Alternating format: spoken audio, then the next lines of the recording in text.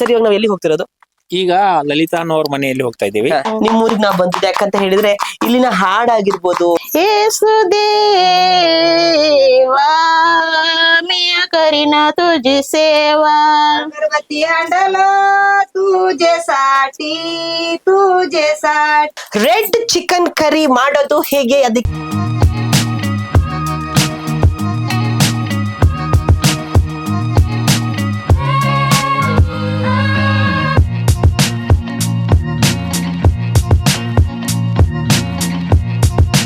ಸುಮ್ಮನೆ ಸಿಟ್ ಮಾಡ್ಕೊಂಡು red chicken curry ready ಆಗಿದೆ. ನಮ್ಗೇನಾದ್ರು ಹಾವು ಕಾಣಿಸ್ತು ಅಂತಂದ್ರೆ ನಾವು ಎತ್ಕೊಂಡು ಓಡ್ತಾ ಇರ್ತೀವಿ.